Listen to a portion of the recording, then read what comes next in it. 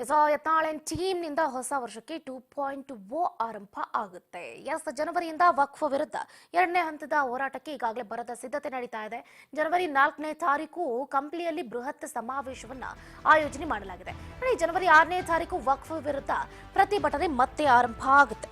ರೈತರಿಗೆ ವಕ್ಫ್ ಏನೋ ಇದೆಯಲ್ಲ, ಇದು ಕ್ಯಾನ್ಸರ್ ಇದ್ದಂತೆ, ರೈತರನ್ನ ಕೊಲೆ ಮಾಡೋವರೆಗೂ ಕೂಡ ಬಿಡೋದಿಲ್ಲ. ಸೊ ಹಾಗಾಗಿ ನಾವು ಮಧ್ಯ ಪ್ರವೇಶ ಮಾಡಿ ಅದಕ್ಕೆ ಏನು ಟ್ರೀಟ್ಮೆಂಟ್ ಕೊಡಬೇಕು ಅದನ್ನ ಕೊಡ್ತೀವಿ ಅಂತ ಈಗಾಗಲೇ ಯತ್ನಾಳ್ ಅವರು ಹೇಳಿದ್ರು.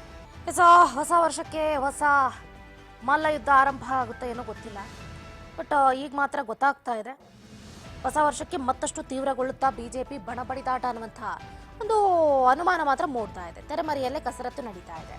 ಯಾಕಂತಂದ್ರೆ ಸಿಟಿ ರವಿ ಪ್ರಕರಣದಿಂದ ಬಿಜೆಪಿಯಲ್ಲಿನ ಆಂತರಿಕ ಯುದ್ಧ ತಡೆದು ಮತ್ತೆ ಎಲ್ಲ ಸರಿ ಹೋಯ್ತು ಅನ್ನೋಷ್ಟರಲ್ಲಿ ಈಗ ಮತ್ತೊಂದು ಕದನ ಸ್ಟಾರ್ಟ್ ಆಗಿದೆ. ಯಾಕಂತಂದ್ರೆ ಯತ್ನಾಳ್ ಟೀಮ್ ಮತ್ತೆ ಶಾಕ್ ಅನ್ನ ಕೊಡೋದಕ್ಕೆ ಮುಂದಾಗ್ತಾ ಇದ್ದಾರೆ. ಅದು ಯಾವ ರೀತಿ ಅಂತಾನೂ ಕೂಡ ಗಮನಿಸ್ತಾ ಇದ್ದೀರಿ. ಸೊ 2.0 ಈಗಾಗಲೇ 1.0 ನಡೆದ್ಬಿಟ್ಟಿದೆ. ವಕ್ಫ್ ಹೋರಾಟ ಯಶಸ್ವಿ ಆಗಿದೆ ಯತ್ನಾಳ್ ಅವರ ಟೀಮ್ನಿಂದ. ಈಗ ಮತ್ತೊಮ್ಮೆ ಹೋರಾಟವನ್ನು ಆರಂಭ ಮಾಡಿದ್ದಾರೆ. ಜನವರಿಯಿಂದ ಎರಡನೇ ಹಂತದ ಹೋರಾಟ ಇದು. ಈಗಾಗಲೇ ಭರದ ಸಿದ್ಧತೆ ನಡೀತಾ ಇದೆ. ಜನವರಿ 4ನೇ ತಾರೀಕು ಕಂಪ್ಲಿಯಲ್ಲಿ ಬೃಹತ್ ಸಮಾವೇಶವನ್ನ ಆಯೋಜನೆ ಮಾಡಲಾಗಿದೆ. ಜನವರಿ 6ನೇ ತಾರೀಕು ವಕ್ಫ್ ವಿರುದ್ಧ ಪ್ರತಿಭಟನೆ ಮತ್ತೆ ಆರಂಭ ಆಗುತ್ತೆ. ಸೊ ಈಗಾಗಲೇ ಹೇಳಿದಾಗೆ ರೆಬಲ್ ನಾಯಕರು ಮತ್ತೆ ಆಕ್ಟಿವ್ ಆಗಿದ್ದಾರೆ. ಸಿಟಿ ರವಿ ಅವರ ಪ್ರಕರಣದಲ್ಲಿ ಬ್ಯುಸಿ ಆಗಿದ್ರು ಎಲ್ಲರೂ ಕೂಡ. ಸೊ ಹಾಗಾಗಿ ಬಣಬಡಿದಾಟಕ್ಕೆ ಬ್ರೇಕ್ ಕೂಡ ಹಾಕಲಾಗಿತ್ತು. ಸೊ ಆದ್ರೆ ಈಗ ಮತ್ತೆ ತೋರ್ಪಡೆಗೆ ಇನ್ನು ಯತ್ನಾಳ್ ಅವರ ಟೀಮ್ ಮಾತ್ರ ಮುನಿಸು ಮರೆಯದೆ ತಮ್ಮ ನಡೆಯನ್ನ ಇನ್ನಷ್ಟು ಸ್ಟ್ರಾಂಗ್ ಮಾಡ್ಕೊಳ್ತಾ ಇದೆ. ಸೈಲೆಂಟ್ ಆಗಿದೆ. ಮತ್ತೊಂದು ಹೋರಾಟಕ್ಕೆ ಸಜ್ಜಾಗ್ತಾ ಇದೆ. ಚಾಪ್ಟರ್ 2 ಅಂತಾನೆ ಹೇಳ್ಬೋದು. ಅಂತರ್ಯುದ್ಧಕ್ಕೆ ವೇದಿಕೆ ಕೂಡ ಸಿದ್ಧವಾಗಿದೆ. ಇಡೀ ಕಮಲಪಾಳಿಯ ಸಿಟಿ ರವಿ ಪ್ರಕರಣದ ಬಗ್ಗೆ ತಲೆ ಕೆಡ್ಸ್ಕೊಂಡ್ಬಿಟ್ರೆ ಈಗ ರೆಬಲ್ ಟೀಮ್ ಮಾತ್ರ ಎರಡನೇ ಸುತ್ತಿನ ವಕ್ಫ್ ಹೋರಾಟಕ್ಕೆ ಸಜ್ಜಾಗ್ತಾ ಇದೆ. ಯಾವಾಗ ವಿಜೇಂದ್ರ ಅವರು ಪಕ್ಷದ ಮುಖಂಡರು ಹಾಗೆ ಸಾರ್ವಜನಿಕರ ಮೇಲೆ ಪರಿಣಾಮ ಬೀರುವ ಸಮಸ್ಯೆಗಳ ಬೆಳಕನ್ನ ಚೆಲ್ಲಿ ಸರ್ಕಾರದ ವಿರುದ್ಧ ಹೋರಾಟವನ್ನ ನಡೆಸೋದಕ್ಕೆ ಸಿದ್ಧತೆಯನ್ನ ನಡೆಸ್ತಾ ಇದ್ದಾರೆ ಅಂತ ಸೂಚನೆಗಳು ಗೊತ್ತಾಯ್ತು, ಯತ್ನಾಳ್ ಟೀಮ್ಗೆ ಈಗ ಮತ್ತೊಂದು ಅಸ್ತ್ರ ಸಿಕ್ಕಿದೆ. ವಕ್ಫ್ ವಿರುದ್ಧ ಯಾಕೆ ನಾವು ಮತ್ತೊಂದು ಹೋರಾಟವನ್ನ ಮಾಡಬಾರ್ದು, ತಮ್ಮ ನೇತೃತ್ವದಲ್ಲೇ ಎರಡನೇ ಸುತ್ತಿನ ಹೋರಾಟವನ್ನ ಯಾಕೆ ಆರಂಭ ಮಾಡಬಾರ್ದು ಅಂತ ಮುಂದಾಗಿದ್ದಾರೆ. ಏನೋ ಬೆಂಗಳೂರಿನ ಕುಮಾರ್ ಬಂಗಾರಪ್ಪ ನಿವಾಸದಲ್ಲೂ ಕೂಡ ಸಭೆಯನ್ನ ನಡೆಸಿದ್ರು. ಮುಂದಿನ ಹೋರಾಟದ ಬಗ್ಗೆ ಸುದೀರ್ಘ ಸಮಾಲೋಚನೆಯನ್ನ ನಡೆಸಿದ್ರು. ಈ ಮೂಲಕ ತಮ್ಮ ಬಂಡಾಯ ಆರಿಲ್ಲ ಅನ್ನೋದನ್ನ ತೋರಿಸ್ಕೊಟ್ಟಿದ್ದಾರೆ. ಈಗಾಗಲೇ ಒಂದು ಕಡೆ ಇದಕ್ಕೆಲ್ಲ ರೂಪರೇಷೆಗಳನ್ನ ಹಾಕೊಳ್ತಾ ಇದ್ದಾರೆ. ಸೊ ಈಗ ನೋಡಿ, ರಮೇಶ್ ಜಾರಕಿಹೊಳಿ ಅವರು ಹೇಳಿಕೆ ಕೊಟ್ಟಿದ್ದಾರೆ. ಮುಂದಿನ ದಿನಗಳಲ್ಲಿ ಬಿಜೆಪಿ ಕಚೇರಿಯಲ್ಲೂ ಕೂಡ ನಾವು ಸಭೆಯನ್ನ ನಡೆಸ್ತೀವಿ. ಸೊ ಒಬ್ರಿಗೊಬ್ರು ಹೇಳ್ದೆ ನಾವೇನು ಇಂಟಿಮೇಷನ್ ಕೊಡದೆ ನಾವೇನು ಇದು ಮಾಡೋದಿಲ್ಲ. ನಮ್ಮದು ಭಿನ್ನರ ಬಣ ಅಲ್ಲ, ಒಂದೇ ಬಣ, ನಾವೆಲ್ಲರೂ ಕೂಡ ಒಂದೇ. ಸೊ ಅವ್ರಿಗೆ ಬೇಕಾದಂಗೆ ಅವ್ರು ಹೋರಾಟ ಮಾಡ್ತಾರೆ, ನಮಗೆ ಬೇಕಾದಂಗೆ ನಾವು ಮಾಡ್ತೀವಿ. ವರಿಷ್ಠರ ಮಾತಿಗೆ ವರಸೆ ಬದಲಾಯಿಸಿದ್ರ ರಮೇಶ್ ಜಾರಕಿಹೊಳಿ ಅನ್ನುವಂಥ ಪ್ರಶ್ನೆ ಮೂಡ್ತಾ ಇದೆ. ಒಟ್ಟಾರೆಯಾಗಿ ನಮ್ಮದು ಭಿನ್ನರ ಬಣ ಅಲ್ವಾ? ಅಲ್ಲ, ಒಂದೇ ಬಣ, ಅದು ಬಿಜೆಪಿ ಬಣ. ಸೊ ನೋಡಿ, ಈಗ ಒಂದು ಬಣ ಅಂತ ಬಿಂಬಿಸಲಾಗಿತ್ತು. ಯತ್ನಾಳ್, ರಮೇಶ್ ಜಾರಕಿಹೊಳಿ, ಪ್ರತಾಪ್ ಸಿಂಹ, ಕುಮಾರ್ ಬಂಗಾರಪ್ಪ ಅನ್ನುವಂತಹ ಒಂದು ಬಣ ಇತ್ತು. ಸೊ ಆ ಬಣ ಈಗ ಎಲ್ಲ ಹೆಂಗೆ ಅಂತಂದ್ರೆ ನಾವು ಬೇರೆ ಬೇರೆ ಬಣ ಅಲ್ಲ, ನಾವು ಒಂದೇ ತಾಯಿಯ ಮಕ್ಕಳಿದ್ದಂಗೆ, ಅವ್ರಿಗೆ ಇಷ್ಟ ಬಂದಂಗೆ ಅವರು ಹೋರಾಟವನ್ನ ಮಾಡ್ತಾರೆ, ನಮಗೆ ಯಾವ್ದು ಇಷ್ಟನೋ ಅದನ್ನ ನಾವು ಮಾಡ್ತಾ ಇದ್ದೀವಿ ಅನ್ನೋದ್ರ ಹೇಳಿಕೆನ ಕೊಡೋದ್ರ ಮುಖಾಂತರ ರಮೇಶ್ ಜಾರಕಿಹೊಳಿ ಅವರು ಎಲ್ಲೋ ಒಂದು ಕಡೆ ಸಾಫ್ಟ್ ಕಾರ್ನರ್ ಅನ್ನ ತೋರಿಸ್ತಾ ಇದ್ದಾರೆ ಅನ್ನೋದರ ಡೀಟೇಲ್ಸ್ ಅನ್ನ ನಮ್ಮ political reporter Renuka desk line ಇಂದ ಕೊಡ್ತಾರೆ. ರೇಣುಕಾ, ಗಮನಿಸ್ತಾ ಇದ್ದೀವಿ, ಈಗಾಗಲೇ ನೀವು ಕೂಡ ಸಾಕಷ್ಟು ಬಾರಿ ಈ ವಿಷಯದ ಬಗ್ಗೆ ಪ್ರಸ್ತಾಪ ಕೂಡ ಮಾಡಿದ್ದೀರಿ. ಈ ಹಿಂದೆ ಇದ್ದಂತಹ ಯತ್ನಾಳ್ ಟೀಮ್ ಬೇರೆ, ಈಗಿರುವಂತಹ ಯತ್ನಾಳ್ ಅವರ ಟೀಮ್ ಬೇರೆ ಅನ್ನುವಂತ ಅನುಮಾನ ವ್ಯಕ್ತವಾಗ್ತಾ ಇದೆ. ಜಸ್ಟ್ ಬಿಕಾಸ್ ಈಗ ನಾವು ರಮೇಶ್ ಜಾರಕಿಹೊಳಿ ಅವರ ಹೇಳಿಕೆಯನ್ನ ಗಮನಿಸಿದ್ವಿ. ನೋಡಿ, ಮನೆಯೊಂದು 3 ಬಾಗಿಲು ಆಗ್ತಾ ಇದೆ ಅಂತಂದ್ರೆ ಯಾರು ಹೇಳಿದ್ದು? ನಾವೆಲ್ಲರೂ ಕೂಡ ಒಂದೇ ಕುಟುಂಬದವರು, ನಾವು ಎಲ್ಲ ಒಂದೇ ಕುಟುಂಬದ ಮಕ್ಕಳಿದ್ದಂಗೆ, ಅವ್ರಿಗೇನು ಇಷ್ಟ ಬರುತ್ತೋ ಅವ್ರು ಮಾಡ್ತಾರೆ, ನಮಗೇನು ಇಷ್ಟ ಬರುತ್ತೋ ನಾವು ಮಾಡ್ತೀವಿ. ಬಟ್ ಇಲ್ಲಿ ಭಿನ್ನಾಭಿಪ್ರಾಯ ಏನೂ ಇಲ್ಲ ಅನ್ನುವಂತ ಹೇಳಿಕೆನ ಕೊಟ್ಟಿದ್ದಾರೆ. ಹೆಚ್ಚಿನ ಡೀಟೇಲ್ಸ್ ಏನಿದೆ? ಚಂದ್ರಕಲಾ, ರಾಜ್ಯ ಬಿಜೆಪಿಯಲ್ಲಿ ಏನು ಬೀದಿ ಜಗಳ ಆಗ್ತಾ ಇತ್ತು, ಇದು ಎಲ್ಲ ರಾಜ್ಯದ ಜನತೆಗೂ ಗೊತ್ತಿರತಕ್ಕಂಥ ವಿಚಾರ. ಈ ಒಂದು ವಿಚಾರಕ್ಕೆ ಹೈಕಮಾಂಡ್ ನಾಯಕರು ಕೂಡ ಎಂಟ್ರಿ ಕೊಟ್ಟಿದ್ರು, ಯತ್ನಾಳ್ಗವ್ರಿಗೂ ಕೂಡ ಎಚ್ಚರಿಕೆಯನ್ನು ಕೊಟ್ಟಿದ್ರು. ಎಲ್ಲ ಒಂದ್ ಕಡೆ ಯತ್ನಾಳ್ ಅಂಡ್ ಟೀಮ್ ಅವರನ್ನು ಕೂಡ ದೆಹಲಿಗೆ ಕರೆಸ್ಕೊಂಡು ಅವ್ರಿಗೂ ಕೂಡ ಕಿವಿ ಹಿಂಡಿ ಮತ್ತೆ ವಾಪಸ್ ಕಳಿಸಿತ್ತು.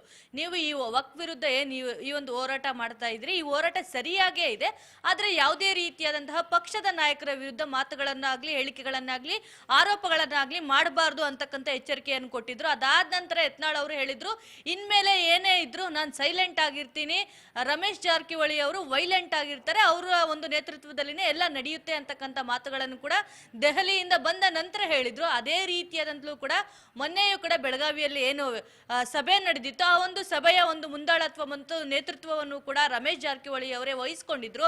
ಅದಾದ ನಂತರ ಕುಮಾರ್ ಮಂಗಾರಪ್ಪ ಅವರ ಮನೆಯಲ್ಲೂ ಕೂಡ ಒಂದು ಸಭೆಯನ್ನು ಏರ್ಪಾಡು ಮಾಡಲಾಗುತ್ತೆ. ಆ ಒಂದು ಸಭೆಯಲ್ಲೂ ಕೂಡ ಏನು ಶಾಸಕ ರಮೇಶ್ ಜಾರಕಿಹೊಳಿ ಅವರ ಒಂದು ನೇತೃತ್ವದಲ್ಲಿನೇ ಈ ಒಂದು ಸಭೆಯನ್ನು ಕೂಡ ನಡೆಸಲಾಗುತ್ತೆ. ಪ್ರಮುಖವಾಗಿ ಆ ಒಂದು ಸಭೆಯಲ್ಲಿ ಈಗಾಗಲೇ ಒಂದು ಹಂತದ ಹೋರಾಟವನ್ನು ಏನು ಯತ್ನಾಳ್ ಅಂಡ್ ಟೀಮ್ ನಡೆಸಿದ್ದಾರೆ, ಇದಕ್ಕೂ ಕೂಡ ಎಲ್ಲ ಒಂದ್ ಕಡೆ ಹೈಕಮಾಂಡ್ ನಾಯಕರು ಕೂಡ ಮೆಚ್ಚುಗೆ ವ್ಯಕ್ತಪಡಿಸಿದ್ದಾರೆ ಅಂತ ಮಾತುಗಳು ಕೂಡ ಈಗಾಗಲೇ ಕೇಳಿ ಬರ್ತಾ ಇರುವಂತದ್ದು.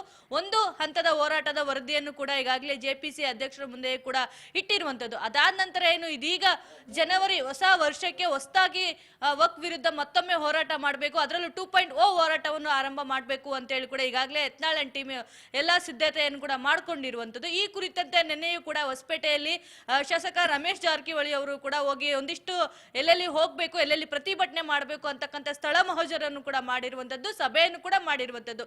ಈ ಒಂದು ಸಂದರ್ಭದಲ್ಲಿ ಅವರು ಕೂಡ ಹೇಳಿರುವಂತೆ ಜನವರಿ 4ರಂದು ಏನು ಕಂಪ್ಲಿಯಲ್ಲಿ ಈ ಒಂದು ಬೃಹತ್ ಆದ ಸಮಾವೇಶವನ್ನು ಕೂಡ ಮಾಡಲಾಗುತ್ತೆ. ಆ ಒಂದು ಸಮಾವೇಶದಲ್ಲಿ ಯಾರಿಗೆಲ್ಲ ವಕ್ ಬಾಧಿತರಿದ್ದಾರೆ, ಯಾರಿಗೆಲ್ಲ ನೋಟಿಸ್ ಕೊಟ್ಟಿದ್ದಾರೆ, ಪಹಣಿಯಲ್ಲಿ ತಿದ್ದುಪಡಿಯಾಗಿದೆ, ಅವರೆಲ್ಲರೂ ಕೂಡ ತಮ್ಮ ಒಂದು ಅಹವಾಲನ್ನು ಕೂಡ ಆ ಒಂದು ಸಮಾವೇಶದಲ್ಲಿ ಹೇಳ್ಕೋಬಹುದು. ಆ ಮೂಲಕ ಅಲ್ಲಿರ್ತಕ್ಕಂಥ ಒಂದಿಷ್ಟು ವರದಿಯನ್ನು ಕೂಡ ಕಲೆ ಹಾಕುವ ಸಾಧ್ಯತೆಗಳು ಕೂಡ ಸಾಕಷ್ಟು ಇರುವಂತದ್ದು. ಅದಾದ ನಂತರ ಏನು ಜನವರಿ 6ರಿಂದ ಇಡೀ ಕಲ್ಯಾಣ ಕರ್ನಾಟಕ ಭಾಗದಿಂದ, ಅದರಲ್ಲೂ ಕೂಡ ಪ್ರಮುಖವಾಗಿ ಈಗಾಗಲೇ ಘೋಷಣೆ ಮಾಡಿರುವಂತೆ ಬಳ್ಳಾರಿ ಮತ್ತೆ ವಿಜಯನಗರ ಜಿಲ್ಲೆಗಳಿಂದ ಒಂದು ವಕ್ ವಿರುದ್ಧ ಹೋರಾಟವನ್ನು ಬೃಹತ್ ಆದ ಪ್ರತಿಭಟನೆಯನ್ನು ಅಲ್ಲಿ ಸಂಬಂಧಪಟ್ಟಂತ ತಾಲೂಕು ಕಚೇರಿಗಳಿರ್ಬೋದು, ಜಿಲ್ಲಾ ಕಚೇರಿಗಳಿರ್ಬೋದು, ಈ ಕಚೇರಿಗಳಿಗೆ ಮುತ್ತಿಗೆ ಹಾಕುವಂತದ್ದು, ಮೆರವಣಿಗೆ ಮೂಲಕ ಪ್ರತಿಭಟನೆ ಸಾಗುವಂತದ್ದು. ಅದೇ ರೀತಿಯಾದಂತಹ ಪ್ರತಿಯೊಂದು ಹಳ್ಳಿಗಳಲ್ಲೂ ಕೂಡ ಒಂದು ಚಿಕ್ಕ ಚಿಕ್ಕ ಸಮಾವೇಶದ ಮೂಲಕ ಯಾರಿಗೆಲ್ಲ ಅನ್ಯಾಯ ಆಗಿದೆ ಅಂತವರ ಒಂದು ಅಹವಾಲನ್ನು ಕೂಡ ಸ್ವೀಕರಿಸುವ ಒಂದು ಕಾರ್ಯಕ್ರಮವನ್ನು ಕೂಡ ಈಗಾಗಲೇ ಹಮ್ಮಿಕೊಂಡಿರುವುದು. ಇದೆಲ್ಲಾ ಬೆಳವಣಿಗೆಗಳ ಮಧ್ಯೆಯೂ ಕೂಡ ಈಗಾಗಲೇ ಏನು ಯತ್ನಾಳ್ ಅಂಡ್ ಟೀಮ್ ಅವರು ಮತ್ತೆ ಪ್ರತ್ಯೇಕವಾದಂತಹ ಸಭೆ ನಡೆಸಿದ್ದಾರೆ.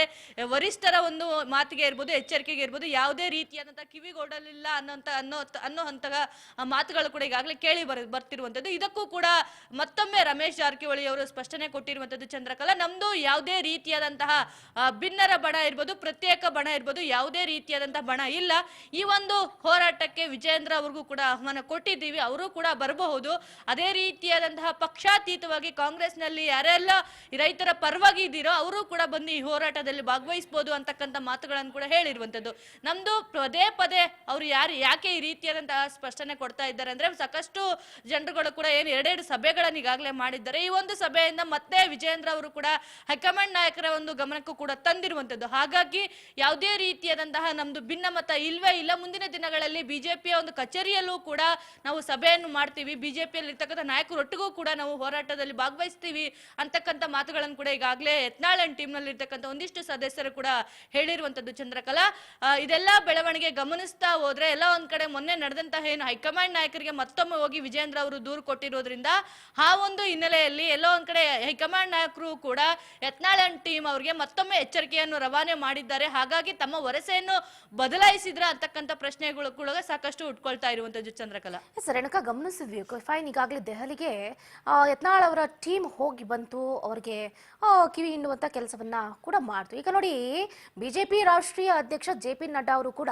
ಇವರ ನಡೆಗೆ ವಿರೋಧವನ್ನ ವ್ಯಕ್ತಪಡಿಸ್ತಾ ಇದ್ದಾರೆ. ಸೊ ಹಾಗಾಗಿ ಅವರು ಕೂಡ ಅತಿ ಶೀಘ್ರದಲ್ಲೇ ರಾಜ್ಯಕ್ಕೆ ಆಗಮಿಸಿ ಮತ್ತೆ ಯತ್ನಾಳ್ ಅವರಿಗೆ ಬುದ್ಧಿ ಮಾತನ್ನ ಹೇಳುವಂತಹ ಕೆಲಸವನ್ನ ಮಾಡಲಿದ್ದಾರೆ ಅನ್ನುವಂತ ಮಾಹಿತಿಯು ಕೂಡ ಲಭ್ಯ ಆಗ್ತಾ ಇದೆ.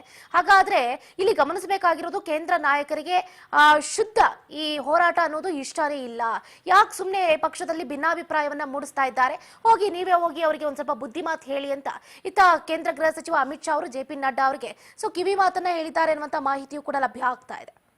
ಖಂಡಿತವಾಗ್ಲೂ ಚಂದ್ರಕಲಾ, ಏನು ಈಗಾಗಲೇ ವಕ್ ವಿರುದ್ಧವಾಗಿ, ಅದರಲ್ಲೂ ಕೂಡ ಪ್ರಮುಖವಾಗಿ ಸರ್ಕಾರವನ್ನು ಇಕ್ಕಟ್ಟಿಗೆ ಸಿಲುಕಿಸುವ ರೀತಿಯಲ್ಲಿ ವಿಪಕ್ಷಗಳು ಯಾವ ರೀತಿಯಾದಂತಹ ಹೋರಾಟ ಮಾಡಬೇಕು ಅಂತೇಳಿ ಕೂಡ ಹೈಕಮಾಂಡ್ ನಾಯಕರು ಎಲ್ಲ ಒಂದ್ ಕಡೆ ಇವ್ರಿಗೂ ಕೂಡ ಸೂಚನೆಯನ್ನು ಕೂಡ ಕೊಟ್ಟಿರುವಂತದ್ದು. ಅದೇ ರೀತಿಯಾದಂತಲೂ ಕೂಡ ಏನು ಈಗಾಗಲೇ ವಿಜಯೇಂದ್ರ ಅವರು ಕೂಡ ಅವರ ಒಂದು ನೇತೃತ್ವದಲ್ಲಿ ಒಂದು ಅಧಿಕೃತವಾದಂತಹ 3 ತಂಡಗಳನ್ನು ಕೂಡ ಈಗಾಗಲೇ ರಚನೆ ಮಾಡಿರುವಂತದ್ದು. ಈ ಒಂದು 3 ತಂಡದ ಒಂದು ನೇತೃತ್ವದಲ್ಲಿ ಮಾತ್ರ ಹೋರಾಟ ಮಾಡಬೇಕು ಅಂತಕ್ಕಂಥ ತಾಕೀತು ಕೂಡ ಈಗಾಗಲೇ ವಿಜಯೇಂದ್ರ ಅವರು ಮತ್ತೆ ಒಂದಿಷ್ಟು ಹಿರಿಯ ಮುಖಂಡರು ಕೂಡ ಹೇಳಿದ್ರು. ಇದ್ರು. ಆದ್ರೂ ಕೂಡ ಎಲ್ಲ ಒಂದ್ ಕಡೆ ಯತ್ನಾಳ್ ಅವರು ತಮ್ಮದೇ ಒಂದು ಪ್ರತ್ಯೇಕವಾದಂತಹ ತಂಡ ಕಟ್ಕೊಂಡು ಈ ರೀತಿಯಾದಂತಹ ಹೋರಾಟ ಮಾಡ್ತಾ ಇರುವುದು ಎಲ್ಲ ಒಂದ್ ಕಡೆ ಪಕ್ಷದ ಕಾರ್ಯಕರ್ತರಿಗೂ ಮತ್ತೆ ಯಾರೆಲ್ಲ ಅಹವಾಲನ್ನು ಸ್ವೀಕರಿಸಲಿಕ್ಕೆ ಹೋಗ್ತಾ ಇದ್ದಾರೆ ಅಲ್ಲಿರ್ತಕ್ಕಂಥ ಜನರಿಗೂ ಕೂಡ ಸಾಕಷ್ಟು ಗೊಂದಲ ಉಂಟಾಗಿರುವಂತದ್ದು. ಮತ್ತೆ ಜೊತೆಗೆ ಪಕ್ಷದ ಒಂದು ಬೇರೆ ರೀತಿಯಾದಂತಹ ಸಂದೇಶವನ್ನು ಕೂಡ ಈ ಒಂದು ಎರಡು ಗುಂಪುಗಳು ರವಾನೆ ಮಾಡ್ತಾ ಇರುವಂತದ್ದು. ಹಾಗಾಗಿ ಜನರಿಗೂ ಕೂಡ ಸಾಕಷ್ಟು ಗೊಂದಲಗಳು ಕೂಡ ಉಂಟಾಗ್ತಾ ಇರುವಂತದ್ದು.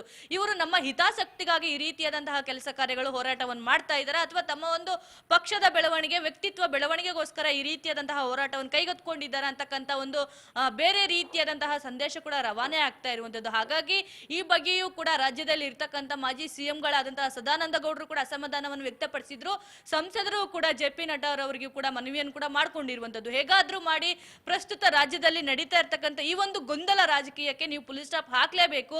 ಯಾಕೆಂತಂದ್ರೆ ಒಂದ್ ಕಡೆ ಯತ್ನಾಳ್ ಅವರು ಹೋರಾಟ ಮಾಡ್ತಾರೆ, ಮತ್ತೊಂದ್ ಕಡೆ ವಿಜೇಂದ್ರ ಅವರ ಒಂದು ತಂಡ ಹೋರಾಟ ಮಾಡುತ್ತೆ. ಎರಡೂ ಬಣಗಳ ಮಧ್ಯೆ ಈ ರೀತಿಯಾದಂತಹ ಹೋರಾಟಗಳನ್ನು ಮಾಡ್ಕೊಂಡು ಹೋದ್ರೆ ಜನರಿಗೆ ಪಕ್ಷದ ಮೇಲೆ ಮುಂದಿನ ದಿನಗಳಲ್ಲಿ ನಂಬಿಕೆ ಬರುವುದು ತುಂಬಾ ಕಷ್ಟ ಆಗುತ್ತೆ.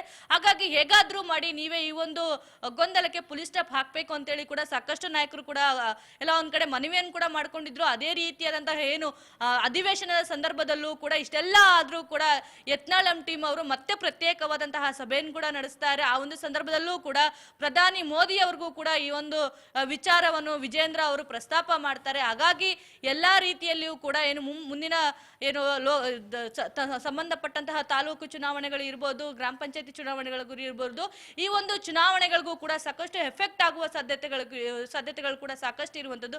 ಹಾಗಾಗಿ ಕಳೆದ ಒಂದು ಏನು ವಿಧಾನಸಭಾ ಚುನಾವಣೆ ಬೈ ಎಲೆಕ್ಷನ್ ನಲ್ಲೂ ಕೂಡ ನಾವು ನೋಡ್ತಾ ಹೋಗ್ಬೋದು ಯಾವ ರೀತಿಯಾದಂತಹ ಬಿಜೆಪಿಗೆ ಸಾಕಷ್ಟು ಡ್ಯಾಮೇಜ್ ಆಯಿತು. ಈ ಒಂದು ಹೇಳಿಕೆಗಳು ಇರ್ಬೋದು, ಭಿನ್ನಾಭಿಪ್ರಾಯಗಳು ಕೂಡ ಇರ್ಬೋದು. ಈ ಎಲ್ಲವನ್ನು ಕೂಡ ಗಮನಿಸಿ ಮುಂದಿನ ದಿನಗಳಲ್ಲಿ ಇದೇ ರೀತಿಯಾದಂತಹ ತಪ್ಪು ಮತ್ತೆ ಆಗ್ಬಾರ್ದು ಅನ್ನೋ ಒಂದು ನಿಟ್ಟಿನಲ್ಲೂ ಕೂಡ ಎಲ್ಲ ಒಂದ್ ಕಡೆ ಹೈಕಮಾಂಡ್ ನಾಯಕರು ಕೂಡ ಈ ಒಂದು ವಿಚಾರವನ್ನು ಗಂಭೀರವಾಗಿ ಪರಿಗಣಿಸಿ ಮುಂದಿನ ದಿನಗಳಲ್ಲಿ ಯಾವ ರೀತಿಯಾದಂತಹ ಯತ್ನಾಳ್ ಅವ್ರಿಗೆ ಈ ಒಂದು ವಿಚಾರಕ್ಕೆ ಫುಲ್ ಸ್ಟಾಪ್ ಇಡಬೇಕು ಅಂತಕ್ಕಂಥ ಮಾಹಿತಿಯನ್ನು ಕೂಡ ಈಗಾಗಲೇ ಎಲ್ಲರೂ ಕೂಡ ರಾಜ್ಯದ ನಾಯಕರಿಂದ ಕೂಡ ಕಲೆ ಹಾಕಿರುವಂತದ್ದು. ಅದೇ ರೀತಿಯಾದಂತಲೂ ಕೂಡ ಏನು JP ನಡ್ಡಾ ಅವರು ಕೂಡ ಬೆಂಗಳೂರಿಗೆ ಬರುವ ಸಾಧ್ಯತೆಗಳು ಕೂಡ ಸಾಕಷ್ಟು ಇರುವಂತದ್ದು. ಚಂದ್ರಕಲಾ ಬಂದ ನಂತರ ಯತ್ನಾಳ್ ಅಂಡ್ ಟೀಮ್ ಅವರಿಗೆ ಫುಲ್ ಸ್ಟಾಪ್ ಆಗ್ತಾರ ಅಥವಾ ಈಗಾಗಲೇ ಏನು ವಿಜೇಂದ್ರ ಅವರನ್ನು ಬದಲಾಯಿಸಬೇಕು ಅಂತ ಹೇಳಿಕೋದು ಒಂದಿಷ್ಟು ತಂಡ ಹೈಕಮಾಂಡ್ ನಾಯಕರಿಗೂ ಕೂಡ ಒತ್ತಾಯ ಮಾಡಿರುವಂತದ್ದು. ಅವರನ್ನು ಬದಲಾಯಿಸುತ್ತಾ ಅಥವಾ ಯತ್ನಾಳ್ ಅವರನ್ನು ಸಂಧಾನ ಮಾಡುತ್ತಾ ಯಾವ ರೀತಿಯಾದಂತಹ ಒಂದು ರಾಜಕೀಯ ತಿರುವನ್ನು ಪಡೆದುಕೊಳ್ಳುತ್ತೆ JP ನಡ್ಡಾ ಅವರ ಒಂದು ಭೇಟಿಯ ನಂತರ ಅನ್ನೋಂಥದ್ದು ಕೂಡ ಕಾದು ನೋಡ್ಬೇಕಾಗುತ್ತೆ ಚಂದ್ರಕಲಾ.